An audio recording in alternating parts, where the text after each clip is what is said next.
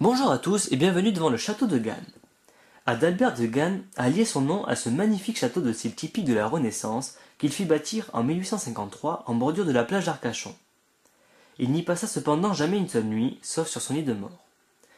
Jeune ingénieur attaché à la compagnie des chemins de fer du Midi, que dirigent alors les célèbres frères Pereire, Adalbert de Gand va rapidement conquérir fortune et pouvoir grâce à son mariage avec une riche habitante de la Teste, Nelly Robert, qui lui apporta en don une grande partie des terrains que compose la future ville d'été.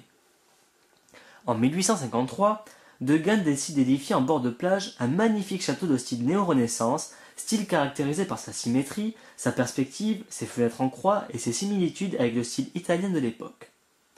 Il est la réplique en réduction du château de Boursault, construit dans la Marne en 1848.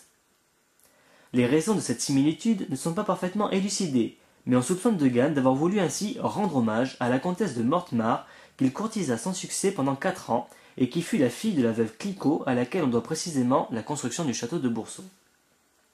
En 1859, de Gand propose à Napoléon III, en visite à Arcachon, de lui offrir gracieusement son château. Mais l'empereur refuse en déclarant non sans humour « cela me coûterait sûrement trop cher ». De Gand est élu maire de la ville de 1870 à 1871, puis de 1876 à 1880.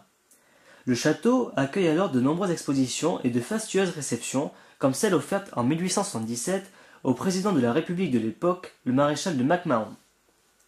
Adalbert de Gand meurt le 10 octobre 1886 à l'âge de 69 ans. Pendant un temps, le château abrita un pensionnat de jeunes filles, mais Eugène Dubousset le racheta en 1903 et le transforma en Casino de la plage, une vocation et un nom qui perdurent encore aujourd'hui. En 1991, l'aspect du château côté plage a été profondément modifié. On y a en effet adjoint le Palatium qui se compose d'un palais des congrès, d'un hôtel 3 étoiles, d'une résidence de tourisme, de plusieurs commerces et de quelques appartements de grand standing.